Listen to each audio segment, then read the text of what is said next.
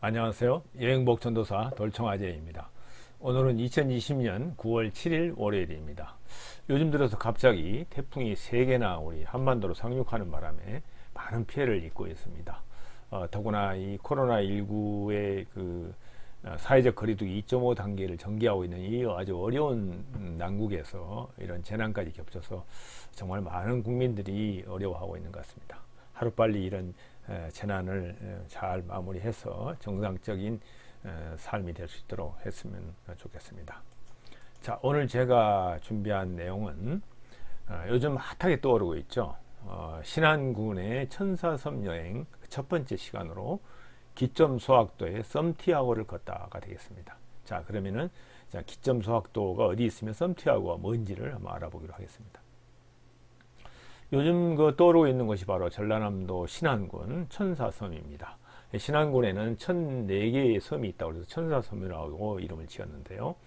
이제 국내 여행이 요새 활성화되다 보니까 이렇게 신안군이 떠오르고 있는 것 같습니다. 이 천사섬이 떠오르게 된 것은 바로 천사대교가 개통됐기 때문입니다.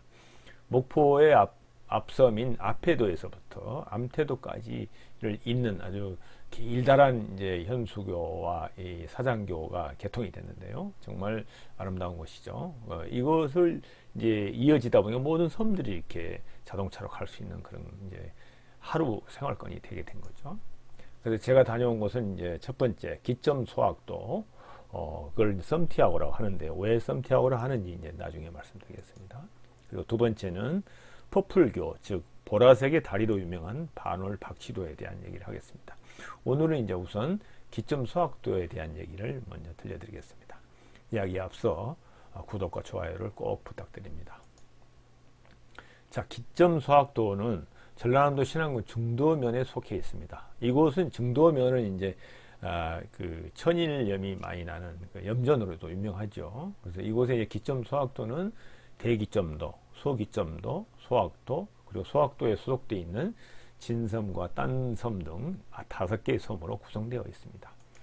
이곳에 가기 위해서는 목포역에서 송공항까지 자동차로 약 45분 정도 달려가면 이제 송공항에 도착이 되는데요. 그곳에서 다시 페리를 타고 당사도를 경유해서 소학도, 소기점도, 대기점도로 갈 수가 있습니다. 이곳에는 이제 12km의 순례자의 길이 이제 조성되어 있는데요. 이곳은 이제 예수의 12제자의 집을 예배당처럼 이렇게 지어놔서 소규모 몇 사람이 들어가서 기도를 할 수 있는 예배당을 마련했습니다. 그래서 이곳은 이제 순례자의 길이 있는 스페인의 산티아고를 이제 유사하게 만들었다고 해서 썸티아고라고도 부르기도 하죠. 그래서 그곳에 있는 예배당은 첫 번째 제자였던 베드로 집에서부터 시작해서 12번째 제자인 가룟 유다의 집까지 12개의 길을 이렇게 걷게 되었습니다. 그래서 이곳에 이제 각 집마다 어떤 의미와 명칭을 부여해서 이렇게 건축해 나왔습니다. 이러한 이제 멋진 어떤 아이디어가 생성되게 된 계기를 보니까 이곳 기점 소학도의 현지 주민 약 90%가 기독교인으로 구성되어 있답니다. 그러다 보니까 신앙심의 깊은 마음도 있지만 여러 가지 이러한 의미 있는 관광 자원을 개발한 것으로 보여집니다.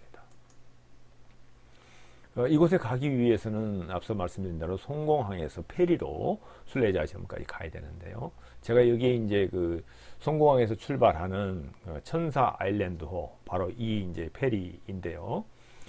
이제 하루에 4번 이렇게 왕복을 합니다. 그래서 이 시간표를 잘 보시고 자기가 맞는 시간에 들어갔다 나오면 하루 정도 있다고 할 수도 있는 그런 곳이기도 합니다. 그래서 소학도까지는 약 30분 정도, 그 다음에 마지막 기점인 대기점도까지는 1시간 10분 정도가 소요됩니다. 페리는 이렇게 송공항을 출발해서 썸티아고 기점 소학도를 향해서 서서히 이렇게 이제 기수를 틀어서 북쪽을 향해서 방향을 틀어갑니다. 저 멀리 이제 말뚝이 꽂혀 있는 곳은 이제 김양식장이라고 하는데요. 그곳을 이렇게 틀어서 오른쪽으로 가게 되면 이제 북쪽을 향해서 가게 되는 거죠.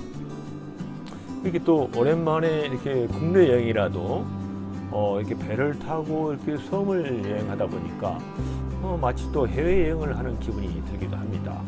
더구나 우리의 이제 남쪽인 다도해는 저렇게 옹기종기 이제 섬들이 이렇게 모여 있는 것을 보게 되면은 좀 정겹기도 하고 좀 새롭기도 하는 그런 기분을 가지는 것 같습니다. 그리고 이제 송공항을 출발하는 페리에서 이렇게 멀어져가는 송공항과 압해도의 모습을 이렇게 보고 흰 파도를 이렇게 딱 보면서 가다 보니까 이 배에서 스크류에 의해서 생기는 이 흰 파도를 쭉 보다 보니까 마치 이게 꼭 지중해 온 기분도 듭니다.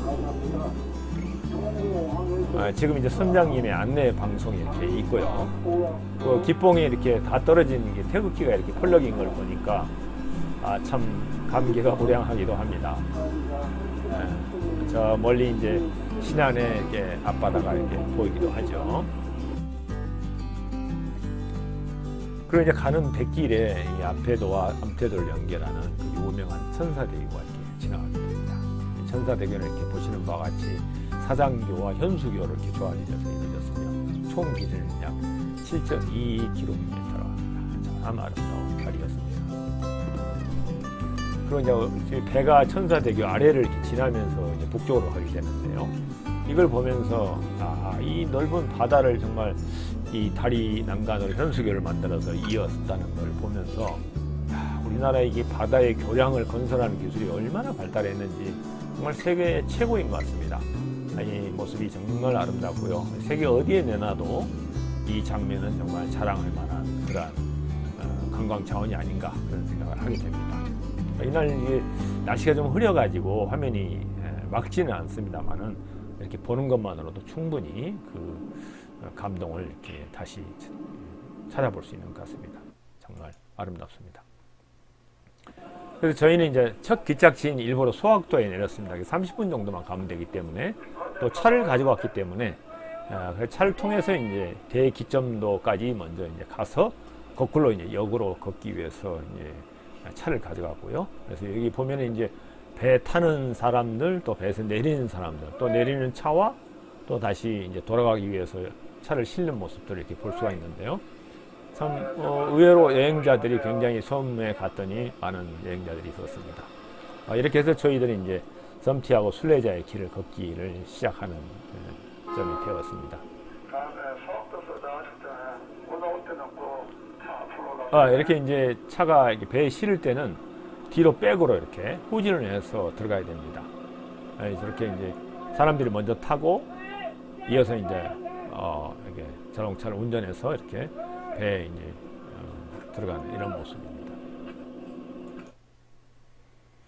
기점 소학도를 좀 더 이제 구체적으로 지도를 보고 말씀드리면은 아까 말씀드린 대로 북쪽으로는 대기점도, 또 더 위에는 이제 병풍도가 있죠. 대기점도와 소기점도, 그리고 아래 이제 소학도 지역인데, 소학도에는 이제 진섬과 딴섬이 이렇게 별도의 섬이지만 소학도에 속해 있는 섬입니다. 이렇게 5개 섬이 이제 이렇게 이어지고요. 이 주변에 갯벌이 습지 보호 지역이고 갯벌 도립공원으로 지정이 되어 있으며, 또 유네스코에서는 생물권 보존 지역, 그 다음에 람사르 습지로도 지정되어 있다 합니다. 어떤 자연보호 측면에서 아주 값어치 있는 그런 지역이기도 하죠. 그리고 이제 각 섬들은 이렇게 섬과 섬 사이에는 갯벌을 이은 노드길로 연결되어 있습니다. 그래서 이게 12km를 연결하는 이제 순례자의 길의 어떤 징검다리가 되는 게 바로 이 노드길인데요. 병풍도에서 대기점도, 대기점도에서 소기점도, 또 소기점도에서 소학도, 소학도에서도 진섬과 딴섬, 이렇게 5개의 섬을 이렇게 이어주는 이러한 노드길이 되어 있고요. 이 지역의 주요 수산물들은 이제 다 아시겠지만 굴, 조개, 망둥어, 짱뚱어, 아주 유명한 짱뚱어가 유명한 지역이기도 하죠. 칠개, 농개, 갯고동, 낙지 등이 서식하고 있는 아주 수자원의 아주 보고 지역이라고 합니다. 기점 소학도의 이제 관광 지도로 이렇게 설명을 드리면, 순례자의 길이 1번 베드로의 집에서부터 안드레의 집, 그리고 끝에 12제자가 있는 맨 마지막 딴섬에 있는 가론 유다의 집까지 12개의 그 순례자의 길을 이렇게 돌아가면서 걷는 12km의 순례길을 걷게 됩니다. 그래서 이곳을 순례자의 섬, 섬티아오로 부르기도 합니다.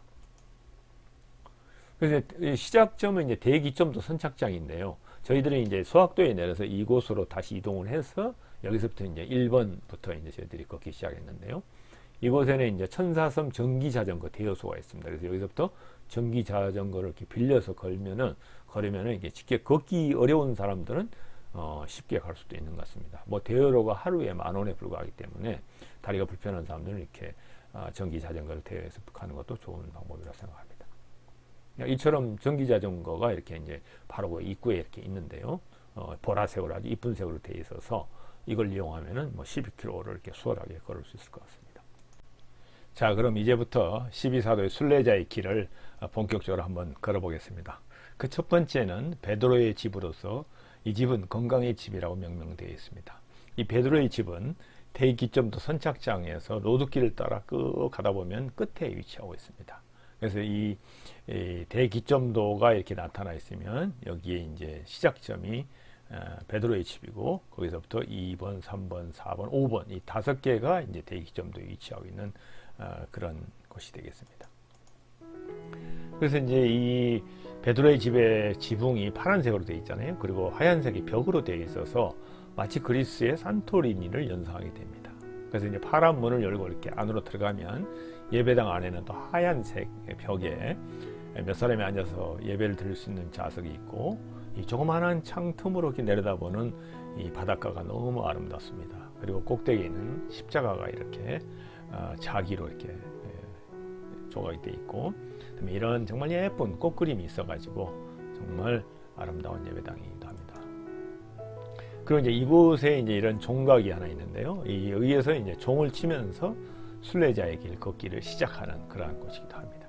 그리고 이곳에는 이제 가장 아름다운 화장실이 있는 곳인데요. 순례자의 길을 걷기 전에 용변을 보고 시작하라는 의미인 것 같은데요. 그 벽면에 이게 남녀 그림이 이렇게 부조되어 있는데 아주 이색적이고 아름답습니다. 그리고 이곳에서 이제 노드길을 따라서 바다를 전망할 수 있는 그런 전망이 보이다 보기 때문에 정말 아름다운 곳이기도 합니다. 그래서 이제 베드로 집까지 가는 길은 이게 대기점도 선착장에서 이런 노드길을 타고 콘크리트 길로 되어 있는데요. 한 400m를 걸어가게 됩니다. 우리가 갈 때는 이렇게 썰물이다 보니까 갯벌이 드러나 보였는데 밀물 때는 이곳이 이제 바다 가운데를 이렇게 지나가는 것 같은 그런 느낌이 든다고 합니다. 그래서 이 두 가지 그 썰물과 밀물의 차이에서 이제 느끼는 감도 좀 다른 곳이죠. 하여튼 이 길을 걷는 것만 해도 아주 시원하고 아주 시작부터가 아주 기분이 아주 상쾌합니다. 그리고 이제 두 번째 안드레아의 집은 생각하는 집으로 명명되어 있습니다. 이곳은 이제 베드로의 집에서 병풍도 가는 노드길 입구에 위치하고 있습니다. 그래서 이곳에서부터 이제 병풍도로 가는 길이 이렇게 연결되어 있죠. 그래서 이곳에 이제 등이가 있는 거는 이렇게 안드레의 집 앞에는 고양이상이 있는데 이곳은 이제 이 대기점도가 있는 쥐가 너무 많아가지고 농사에 많은 이제 지장을 주기 때문에 육지에서 이제 고양이를 몇 마리를 데려왔는데 그 고양이들이 이제 천국이 돼가지고 아주 가는 곳마다 고양이를 볼 수가 있습니다. 그래서 이렇게 안드레의 집 앞에 이렇게 예배당을 지키는 노란색의 고양이가 아주 인상적이었습니다. 그리고 이제 안드레의 집은 이렇게 보시는 바와 같이 동서양 건축 양식이 조화를 이루고 있어서 그리고 또 바다를 배경으로 되어 있어서 정말 아름다운 풍경을 자랑하는 곳이기도 합니다. 이렇게 한쪽에는 이렇게 우리 한국식의 정자나무가 있고 또 소나무가 이렇게 딱 주변에 받쳐져 있고 이 지붕 위에 이 둥그런 거는 양파 모양, 파란색이긴 하지만 양파를 상징해서 만들어놨다고 합니다. 그리고 이제 세 번째 야고보의 집은 그리움의 집인데요. 안드레아 집에서 병풍리, 이제 그 대기점도의 그 마을인데요. 그 마을을 지나서 약 600m 서쪽에 이렇게 약간 언덕 위에 이렇게 있습니다. 그리고 이제 특징적인 거는 이 내부에 예배당 내부의 벽면에 뭐 참 의도를 알 수는 없지만 하여튼 신라의 에밀레 종의 비천도를 양각해 놓은 게 있는 게 아주 특징적입니다. 한번 들어가 볼까요? 이 벽면에 이렇게 신라의 에밀레 종의 비천도가 바로 정면에 이렇게 양각된 것이 아주 인상적입니다. 그래서 뭐 앞서 있었던 베드로 집이나 안드레의 집에는 십자가가 있었는데 여기에는 이제 이렇게 비천도가 그림으로 있어서 꼭 이 어떤 이 12사도의 이 예배당이 그리스도 교인만을 위해서 있는 예배당은 아닌 것 같다 이런 느낌이 들었습니다. 그리고 이제 네 번째 요한의 집은 생명평화의 집이라고 이름이 지어져 있는데요. 이건 이제 필립의 집으로 가는 길목에서 왼쪽으로 내려갑니다. 그러니까 이 3번인 이 야고보의 집에서 이렇게 나와서 이 남쪽으로 가다 보면은 이제 필립의 집이 이렇게 나오게 되는데 그 왼쪽으로 빠지게 되면은 이와 같은 이제 요한의 집이 나오게 되는데 있는데요. 이곳에는 이제 좀 사연이 있는데 염소산과 채송화밭이 있는 예배당입니다. 그래서 이 지역 일대가 이제 그 오기남 할아버지, 이 오기남 할아버지가 이것에 이제 어떤 이야기를 가지고 있는데요. 할아버지의 수뇌보가 있는 곳이라고 합니다. 그래서 이제 예배당 앞에는 염소상이 있는데요. 요 안에 지금 이제 첨성대 모양을 닮았다고 하는데, 이 예배당 앞에 염소상이 아주 인상적입니다. 이 염소상이 아주 아름답게 경상에 되어 있는데요.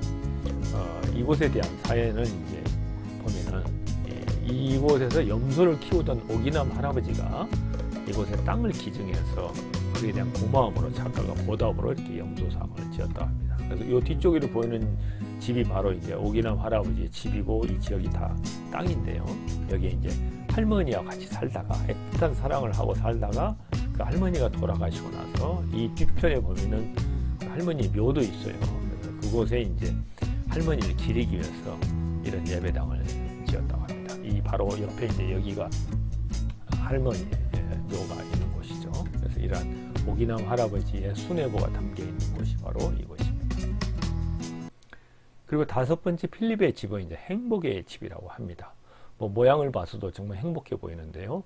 이곳은 이제 대기점도의 남단에 위치하고 있으며 여기에서 이제 그 소기점도로 가는 노두길 입구에 위치하고 있습니다. 그래서 이곳은 이제 이 12사도의 순례자의 길을 설계할 때 참여했던 프랑스 작가 장 미셀의 작품을 몇 개 이제 여기 남겼는데요. 그 중에 하나이기도 하고 대표적인 곳이기도 하죠. 그리고 이제 주민이 사용하던 절구통으로 지붕을 마감한 것이 이제 아주 그 건축의 묘미였다고 합니다.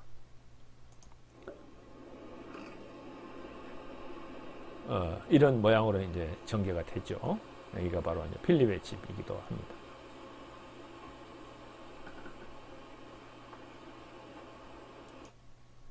그리고 이제 빨간색 문을 열고 예배당 안으로 들어가면 뾰족한 지붕에 맞게 십자가가 이렇게 크게 이렇게 유리창으로 이렇게 되어 있습니다. 그래서 아주 인상적이고요.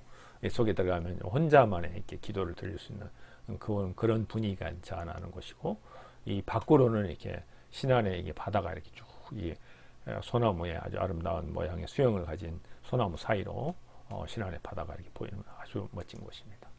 그리고 이곳에서는 이제 소기점도, 앞에 보이는 이 부분이 소기점도인데요. 소기점도와 연결된 노두길을 따라서 6번 바르텔로 로메오 집으로 가는 길목이기도 합니다. 정말 경치가 아름다운 곳입니다. 자, 이렇게 해서 이제 그 순례자의 길 1번부터 5번까지를 둘러보았는데요. 오늘은 이제 여기까지만 소개하고 다음 시간에는 이제 소기점도와 소학도에 있는 6번 바르톨로메오 집에서부터 12번 가론 유다의 집까지를 다음 시간에 설명을 드리도록 하겠습니다. 자, 이미 알려드린 대로 다음 시간에 신안군 천섬여행 두 번째 기점 소학도 섬티아고를 걷다 예배당 6번부터 12번에 대한 설명을 말씀드리겠습니다. 지금까지 시청해 주셔서 대단히 감사합니다.